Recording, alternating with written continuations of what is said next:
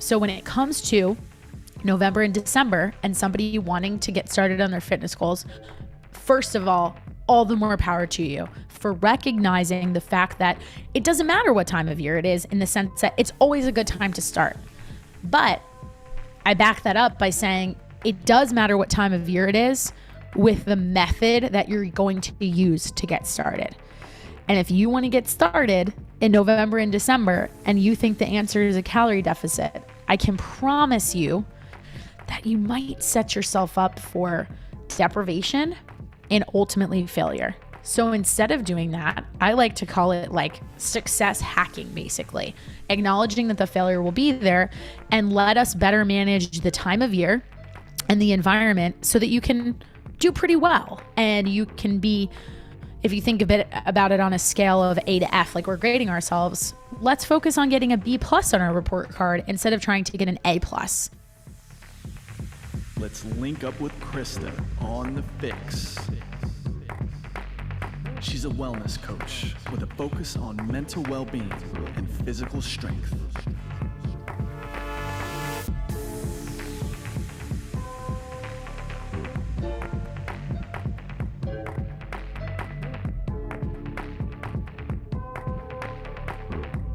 What is up, FYX listeners? Welcome back to another episode of the FYX podcast. As always, I am your host, Krysta Huber, and we are keeping on the theme of food for the holidays. It is 1 week officially away from Thanksgiving, and now is right about that time where maybe you're talking to your mom about the menu and exactly what you're bringing to the table and what everyone else might have on the table other than the infamous turkey. Now, as part of this series in the last few weeks, if you have not already done so, I would encourage you to go back. You can listen to these few episodes. There will be 4 total. I started this at the beginning of November in any order that you want, but I am kind of progressing along as we get closer to the actual holiday. And all of these things do apply to December for Christmas, Hanukkah, New Year's, whatever you celebrate, whenever you're celebrating. Even for your birthday, a lot of these rules apply, honestly, or vacation. So last week, we talked about one of my favorite pieces of advice that I love sharing with clients, AKA how to not eat like an asshole, and remembering that you have access to excess. And that doesn't mean we need to go crazy, and always remembering that food's going to be there. It'll be there. If it's not there tomorrow, it'll be there next year. If it's a meal that you only have once a year, I encourage my clients to indulge at those times because it's a special item. And just talking about how none of our food is consumed in a vacuum or in isolation. And it's important to remember that everything fits together. So that was what I really dove into in our previous episode, talking about some of my holiday eating advice. Prior to that, I talked all about setting healthy food boundaries when it comes to other people at the table, maybe making comments, or even just setting boundaries with yourself and understanding what your goals are and how to be mindful of the choices that you're making and disassociating a lot of the guilt that we can often tie to our food. And for this week, knowing that Thanksgiving is just a few days away, what I plan to focus on in this solo episode is talking about the fact that this time of year is the worst. I will say it again and emphasize it, the worst time of year to attempt to go on a diet. And I think we all know that, but I want to take this all a step further and say that while this is the worst time of year to go on a diet, it, in fact, is the best time of year to hire a coach. So I'm going to say it again to be super clear.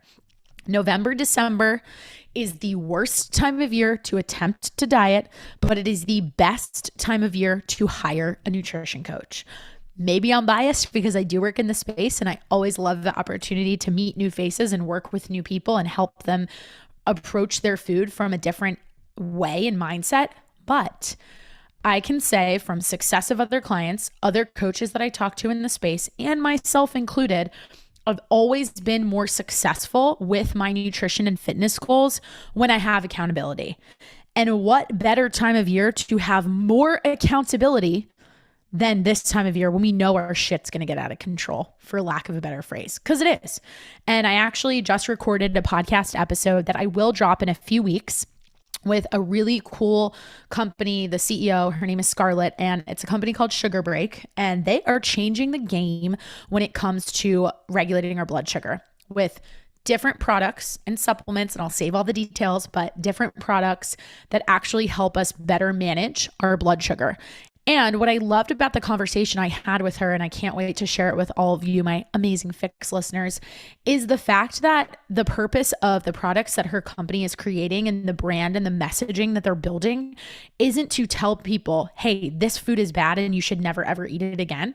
It's to actually meet you where you are and help you recognize that the seemingly inherently bad foods, by the way, we've put those labels on them of being bad foods, are going to be a part of our lives. They're going to be there. So instead of saying to someone, no, you can't have that, why don't I instead give you a tool to better manage that food environment, to better manage how you approach that food? And that's exactly where I think this entire conversation about when to diet, when not to diet, and when to work with a coach perfectly comes into play. To take this a little bit further, I also actually saw an awesome post yesterday on one of my fellow coaches, my actual personal nutrition coach, Sonia. She shared this from another nutrition coach named Anthony Deal, and I'm going to read it and give him the credit because I wholeheartedly agree with this statement. And he said, a trend I've observed over the last 4 years is that 96% of clients who sign up in November or December reach their fitness and performance goals the following year. So let's say you sign up at the end of 2021. There's a very, very, very high likelihood that going into 2022 through the end of 2022, you will achieve your goals. These folks, this is the rest of what he wrote, don't let the holidays deter them. I'll let you guess those stats for people who wait until January. If we had to guess, I think we can all imagine that the people who wait until January are part of the let's start over every year, make a New Year's resolution, then it doesn't stick for X amount of time crew. And I don't want anybody listening to this show to put themselves in that category. I don't want any of my clients to put themselves in that category. So when I was thinking about some of the different topics I wanted to cover around holiday eating, I realized that this one was especially important because it might not sound like what you typically expect from somebody who works with people on their food behaviors and habits and trying to lose body fat. Because most people that I work with go into our coaching relationship with the expectation that my goal is to help them, of course, lose weight, lose body fat, feel more confident in their own skin, feel like they can better navigate food situations in general, and just feel like their life isn't ruled by food and the decisions that they're making, that they're missing out, that they're feeling like they have to do things differently than their family, than their friends, they can't socialize the same way, whatever it is, whatever limitation they're putting on it.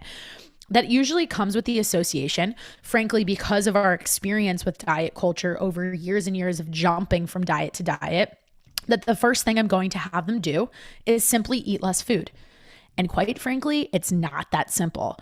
I've talked about this a little bit before on other episodes. I've had other people come on my show to talk about this in particular. One episode that comes to mind is the episode I did with my good friend Aram Gregorian a couple months ago. I will link it down in the show notes if you want to take a listen. Talking about why managing and actually measuring our food is arguably more important, first and foremost, in setting the foundation than it is talking about like the exact calories that you're eating, because we need awareness and we need to know what we're eating. And this point that I'm about to make kind of goes hand in hand with all of that. And here's the point. A lot of people who come to me for the first couple of months that we work together, I actually, in some cases, may have them eat more food than they have in their life, or at least knowingly have. And I think that's an important distinction. Not to get off on a tangent, but there's all this marketing and conversation around starvation mode. And that's not where I'm going with this, because it's not a thing. But there is something called metabolic adaptation. And I want to start with that because it leads into exactly why this time of year is not a good time of year to attempt to go on a diet. So metabolic adaptation, the way I like to describe it to people is to give them the analogy of weightlifting, because I think this one's a little bit easier to understand. So if we think about everything in terms of energy balances and the idea of calories in versus calories out, this is analogous to picking up a set of dumbbells. Let's say you're working on bicep curls. You got 10-pound weights. You've been curling those 10-pound weights. You can successfully do 10 to 12 reps. You've been doing that for 4 weeks. The weights are a stimulus. You react, your muscles, your body reacts to those stimulus. And over time, the goal is for you to get stronger. And in getting stronger, as long as you're eating accordingly, hopefully you look like you're stronger too. You look like you have more definition. However, if we never change the stimulus, meaning we always lift 10-pound dumbbells, there's going to be a cap to that, right? So you keep lifting those 10-pound dumbbells, maybe you do more and more curls, but it's actually not going to do much for you unless you change the stimulus and add more weight. So we can take that same kind of principle and think about our food in terms of a source of energy, in terms of those calories, and think about it like this. If you are somebody who's constantly putting the same amount of food into your body on a regular basis, your metabolism, it's not slowing down. It just gets used to that stimulus. It adapts to that stimulus. Now, where we get into trouble is if we are somebody who chronically diets, we're constantly on this seesaw, or thinking of it like a yo-yo, where 1 week we're all the way up with our calories, then we're down, then we're up, then we're down, and we're all over the place. So in looking at something like what I like to call like literally earning the right to diet, or earning the right to go through a fat loss phase, there is and should be some time spent where you essentially prime your body for fat loss. And what I mean by that is what I just said, of eating more food for a little bit amount of time, or at least intentionally, knowingly tracking that you're consuming more food in the right combination of protein, of carbohydrates, and of fat. And most importantly, also focusing on other biofeedback markers, making sure your entire lifestyle is where it needs to be, meaning you're getting enough sleep. Because if you're not getting enough sleep, it, in a lot of ways, I'm hyperbolizing this to say that it frankly doesn't matter what you're eating. It does. You're just going to set yourself up for more success if you can dial in those other areas and really make sure you're on point with your recovery, sleep being the best form of recovery that you can get. So if I think about all of that, I would actually argue that this is one of the best times of year to focus on metabolic priming and to focus on this idea of preparing your body for fat loss, but also preparing your mind for making your fat loss process that much easier. I'm going to break that down a little bit further, because this is usually where a light bulb goes off in a lot of my clients' heads who have maybe worked with other coaches before, but have never had this conversation. Because the usual reaction is like, oh, let's lose weight, let's cut our calories. Oh, let's lose weight, we're going to eat less, we're going to move more. End of story, period, not trying anything else. Instead, here's how I look at it. We zoom out, we look at the calendar as a whole, and we meet ourselves exactly where we are today. So if somebody came to me in the next 7 days, or even people who've come to me, I've had 2 or 3 new clients in the last 3 weeks, I don't have a single one of them who is focusing on a calorie deficit right now. And the number one reason why is because failure would be guaranteed. You going into Thanksgiving Day, it is not realistic to have the expectation that you are going to nail your macros 100% perfectly. So if I'm saying all this, it sounds like I'm discounting the purpose of macros. And I want to pause and make the argument for why I'm not, and make the focus on measuring and tracking and getting a better picture into what your behavior truly is, whether it's good or whether it's bad. And that's where working with someone can help you move your behavior in the direction you want it to go to guarantee your success long term. So I think it's all about accepting the fact that this time of year may result in failure, but instead of just sitting with that, coming up with a plan that's going to weave the failure into the plan. And that's where this idea of shifting the focus away from the calories and looking at your habits and your behaviors is so much more valuable And it's so much more valuable because you literally have your whole life to diet. And if we know that, I think that's such a problem for so many people because we're constantly chasing this idea that, oh, I should be here. I should look like this in a bikini, or I want to be this weight on the scale.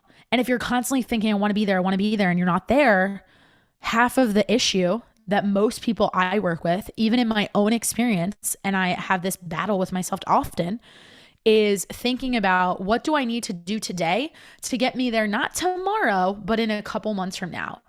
And then the problem and the real sticking point is the expectation that it should be tomorrow and it should be fast and it should be quick. This shit takes effort. It takes time and it takes effort and it takes patience. And sometimes executing that patience is just accepting our reality for what it is right now and knowing that 1 week from now, if you happen to be listening to this on Thursday, the 18th, you're probably going to be sitting at a table with a whole lot of food in front of you. And what I would encourage anybody to do, whether they're my client or just somebody listening to this, or if you're sharing this with a friend and you don't even know me, if you can take one thing away from this conversation, here's what I hope it is. Regardless of what you choose to do and whether that outcome is good or bad based on how you label it, measure it in some capacity. Even if it's as simple as pulling out the notes section, the notes app on your iPhone and writing down what you ate. I don't care if you're not out there with your MyFitnessPal and being really precise and weighing your food and all of those things. I would actually discourage any one of my clients from weighing their food on a holiday. I would even discourage them, depending on how much time they've been spending with food tracking, I discourage them from tracking the entire day. Instead, I would work with them through a plan about, I kind of go into this in last week's episode, so this is another plug for you to listen to the previous episode, but having them focus on the fact that you can eat what you want to eat as long as you're calculated about the other meals you have that day and you think about the other days of the week leading up to Thanksgiving and after. That doesn't mean you starve yourself going into Thanksgiving, and that doesn't mean you eat nothing prior to the meal, whether that's the lunchtime meal when you celebrate with your family or maybe closer to dinner. But the biggest thing is just taking note of whatever decisions you make, not judging it, but just keeping track of it in some capacity. And the reason why that's helpful is because it then allows you to be better informed about how to make a better decision or the best decision, or even congratulate yourself for making a really great decision the next time around. So you're facing this on this Thanksgiving. You're going to face the same situation next Thanksgiving. You're going to face the same situation the next time you travel, go to a restaurant, celebrate Christmas, have a birthday, whatever it is. This stuff isn't going away. And I think for whatever reason, we put so much emphasis on November through December that we're like, woo, let's just go balls to the wall and eat whatever we want, because then come January, we're totally going to get back on the horse. And I say that super facetiously because I don't think that anyone really actually does that. And so to go back to Anthony Deal's Instagram post where he said that 96% of those clients who reach their fitness goals the next year, if they start in November and December, they don't let the holidays deter them because they don't restrict themselves during the holidays, because they don't associate dieting with being strict. And I think that's a big mission. I've talked to my lovely podcast editor who helps me brainstorm all the time, Tony, about this multiple times. And I finally found the opportunity to weave it into an episode. That this idea that the goal of the Fitness Fix, the goal of the Fix podcast and my brand as a whole is to change what the term diet actually means. And I think years ago, before diet culture became so prevalent, we had an understanding that a diet was as simple as what is the food that you're consuming, no judgment on it. It's not to call it something that needs to be changed. And over time, it's morphed into something that when if you were to write down the definition of a diet in 2021 or 2022, my mind, even personally, immediately jumps to me restricting or changing the food that I'm eating in some capacity in order to reach a certain physique goal. And instead, I'm definitely on a mission with everything I post, publish, communicate, whatever it is, to reinvent that definition and maybe bring it back to where it was before the diet culture craziness, or just help people understand that your diet is just what you eat, but it's also what you consume, the thoughts that you have in your head. I've seen a lot of Instagram posts on this before, so that's not necessarily the original idea by any means, but so much of what we think and the feelings that we hold on to influence ultimately the food that we consume. So it's all interconnected. And I think, unfortunately, we're never satisfied with exactly where we are right now. And that's often the reason that you hire a coach. And there's nothing wrong with that. I think that says so much about who you are as a person to want to better yourself. But the person who's going to be more successful in bettering themselves is the person who is honest about their schedule, who is honest about looking in the mirror or looking at their calendar or looking at what the hell they're putting in their food tracker and actually accepting that there's value in tracking something for the sake of that visibility. Because having that visibility allows you to better dissect, and pulling in a coach allows you to have a person who doesn't have the skin directly in your own game and can give you a slightly less biased opinion to help you make a better decision, to help you put together a better plan or put together the best plan for you going forward. So when it comes to November and December and somebody wanting to get started on their fitness goals, first of all the more power to you for recognizing the fact that it doesn't matter what time of year it is, in the sense that it's always a good time to start. But I back that up by saying it does matter what time of year it is with the method that you're going to use to get started. And if you want to get started in November and December and you think the answer is a calorie deficit, I can promise you that you might set yourself up for deprivation and ultimately failure. So instead of doing that, I like to call it like success hacking, basically, acknowledging that the failure will be there and let us better manage the time of year and the environment so that you can do pretty well. And you can be, if you think a bit about it on a scale of A to F, like we're grading ourselves, let's focus on getting a B+ on our report card instead of trying to get an A+ and being the person who, I'll use an extreme to illustrate it, but being the person who's like, I'm going to bring my own food. I got my Tupperware container and I'm going to have my chicken and my rice and my sweet potatoes, and that's all I'm going to eat. There's a time and a place for those types of goals. And that could be November or December. Like if somebody came to me and told me that they wanted to compete in a bodybuilding competition or some kind of physique competition, we'd have to have a conversation about the timeline of when that show is. And if that timeline of that show is this time of year, or maybe like in February or March, well, then you are, frankly, and it's my job as a coach to tell you this, you are going to have to be that person that makes those sacrifices. But that is your choice. And all of this, to kind of wrap it up in a nice little bow, just comes down to what your goals are as a person.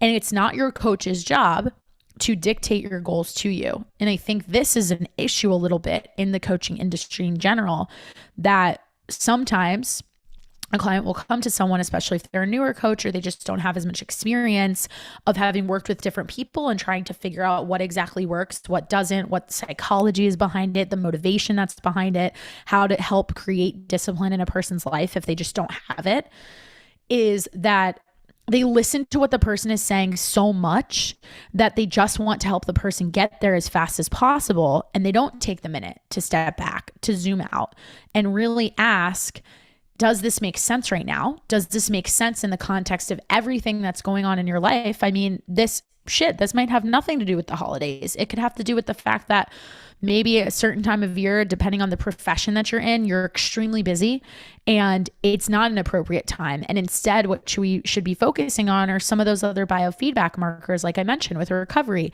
being consistent with your workouts, not killing yourself in the gym because you're not recovering properly, and eating well, versus focusing on adding more stress to an already stressed out system, your body, by layering in this caloric deficit. Because at the end of the day, that's what it is. It's another form of stress. And I think that this point about it being another form of stress is something that isn't always well explained, and we can lose sight of because we think of us trying to achieve our goals and us chasing this idea that we'll be super happy once we get to a certain weight, or once we look the way we want to in our bathing suit, or whatever it is, a certain dress fits us. or we look in the mirror, or we look at a photo and we're just really pleased with what we see, we forget that it's actually a form of stress that we're putting on our system in order to get there. And maybe it technically, in a lot of ways, is a quote unquote, let's call it a good form of stress because the outcome is one that we want. Or if you think about something like exercise, this is another good parallel here. That is also a form of stress on your system and your body treats it that way. But it doesn't mean that it's always good for you. And we go through and we look back, like I said, these people on these constant trends of dieting, not dieting, calories up, calories down, this seesaw that you're back and forth on, you put all of that together over years and years of time. And what you never learn is how to actually eat and how to look at your food in a different way and how to still enjoy the things that you want to eat versus immediately jumping to this idea of like, oh, I just can't have that. Or, oh, like that diet's not going to work for me. Oh, or this diet is going to go work for me because my friend did it and all she did was eat like 800 calories worth of snacks. And it was so easy because she didn't have to think about the meals. That's like the worst thing that you can do. But I'll save that for another episode. We can talk about why those types of diets usually fail you. Anyways, I just really wanted to come on to this conversation and talk about why the time of year is so important to deciding whether your diets make the most, your diet choice and your food choices, and whether to go into a calorie deficit makes the most sense. And I am going to make a conscious effort to really focus in redefining the term diet instead of using it even in the way I just did. And it kind of just came out that way because I think we've become so ingrained to talk about diets like that. What I am going to make an effort to say is this the right time for fat loss? Or is this the right time to implement a calorie deficit? Because that's really what you're doing in order to lose body fat and change your physique and change your body composition. So anybody working with me right now knows this, or anyone considering working with me, I want you to leave this episode knowing this, is that we're going to spend time together in situations where you are probably going to fail. But what we'll get out of that is growth. And what we'll get from that is the opportunity to sit down together on Zoom, in person, whatever it is, over text, over the phone, and talk about, did I make a good decision? Was there a better decision that I could have made? And let's go the negative route. Let's say you didn't. If you didn't make the best decision, these are the types of conversations I have with people pretty frequently. Have a client who comes to me, it's Monday, and they send me a text and they're like, this weekend didn't go so well. Let's unpack that a little bit. Why didn't this weekend go so well? We start talking about it and it looks something like, well, I had a bunch of beers and then that turned into me having some, I don't know, a lot of pizza, and I went out to brunch and I had a bacon, egg, and cheese, and I'm just naming all of these things that are pretty calorically dense. All things that I do eat, I just wouldn't eat all of them in one day because that's what ultimately gets us into trouble. That's what ultimately puts us in the situation where we're not in a calorie deficit and we can't lose body fat if we're not. So we'll kind of talk through what they did. And most importantly, the first piece of the exercise that I really highlight for them is, well, tell me something that you did well. Is there anything that you did that maybe the version of Krysta 3 weeks ago, before we worked together, would not have considered or not have done? They'll sit there and think about it for a second. And then usually what comes out of it is, oh, well, Saturday wasn't great, but at least on Friday, I planned my whole day around the restaurant I was going to do for dinner. And I was able to fit in like 1 or 2 drinks, but then the next day was when I kind of went off the rails, so to speak. So that is proof that right there, you did make a change and you did take the information that the former version of you had no knowledge of, and instead you used it to make a better, well-informed decision. So for starters, the whole weekend wasn't a wash. And it's important to emphasize that piece because I want you to find your successful moments, even in the span of when you think you failed. Because again, we know that failure is inevitable in certain situations. A lot of times this happens when someone's traveling and things are a little bit less in their control, or they had a friend come into town to visit and they hadn't seen them in a long time and they wanted to go out and have fun, or they went to a wedding, or it was a birthday, something like that. And then what we focus on is, okay, well, let's talk about the day that didn't go so hot, the day that was the pizza, the drinks, and the bacon, egg, and cheese. What could I have done differently? And instead of me telling you what you could have done differently, I want you to tell me first. Let's flip the script a little bit right here. And let's have you be the coach and you pretend that I am you and you're trying to tell me what I should do differently next time. We talk through it, keeping with the same example. Let's say, okay, maybe I didn't predict that I was going to have that pizza. So instead, let me be honest with myself and accept my reality for what it is and decide that I probably will have pizza if I do have a few drinks. So what am I going to do instead? I'm going to switch out my breakfast and I'm going to make the choice and make the sacrifice in the current moment, because later on that will put me in a position to eat what I want to eat and kind of give in to that failure a little bit, if that makes sense. Like give in and accept the fact that that's probably going to happen, anticipate that you are a human being and know that that may happen to you. And maybe right now, for the phase that you're in, for your mindset, your phase of life, whatever it is, you don't have the willpower to be like, you know what, I had a bunch of drinks. I should resist this decision to drunk eat some pizza. If you don't have that, you just don't have it. And that can be a goal for us to work on, but it's almost worth it. Not almost, it is 1,000,000% worth it to go through the situation where that happens to you and then be able to sit with a coach, have the person dissect it with you, talk through it, and then hopefully they're kind of that voice in your head the next weekend that rolls around. You have that opportunity presents itself. Do you pick what you did the last weekend and have the same Monday regret where you're playing Monday morning quarterback? Or do you make the different decision? And it doesn't have to be the same every time, which is really cool. And that is the power of planning too. And that's really something that it doesn't matter whether you're following a calorie deficit or you're just focusing on consistency and trying to measure and get in the habit of actually tracking your food intake, getting on a consistent workout routine, whatever it is related to your health and wellness.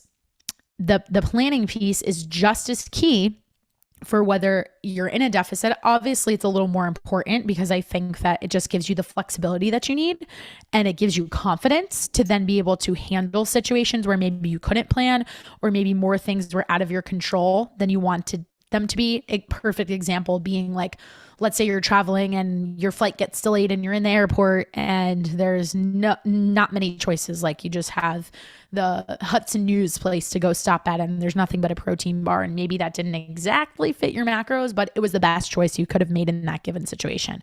When we're in a calorie deficit, that seems a little bit more of like I really didn't want this to happen to me. Therefore, planning and having brought some other food with you would have made you happier mentally and made you feel more successful mentally too. But sometimes we just can't do that.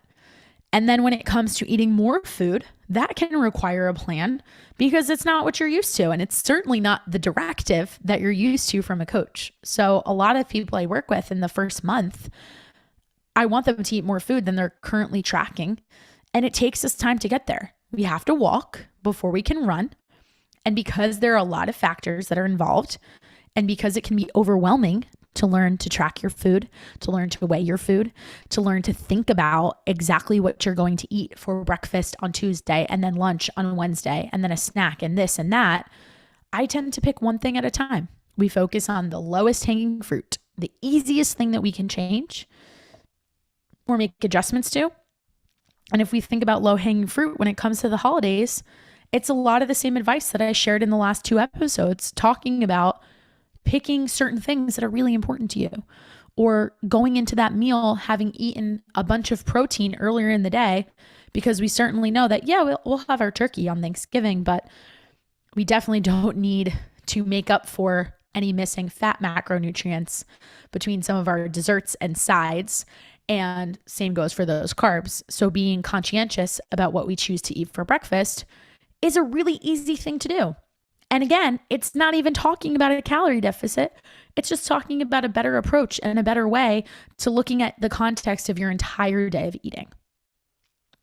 So I hope you guys found at least 2 or 3 tips from listening to this conversation and can walk away with it and think to yourself, what should I do going into Thanksgiving. And I would urge you to ask yourself, when you do go to sit down at the table, or you go over to the island or wherever all of the food is set up and you're about to put a few things onto your plate, just ask yourself, the decision that I'm making right now, will I be proud of that decision in the morning? And if you have any hesitation and you think that the answer is no, then adjust. And adjusting doesn't mean eating less food. Adjusting doesn't mean turning down what you're going to eat and eliminating it completely. Maybe it means taking half the portion size that you thought you would. Maybe it means having 2 glasses of wine instead of 5.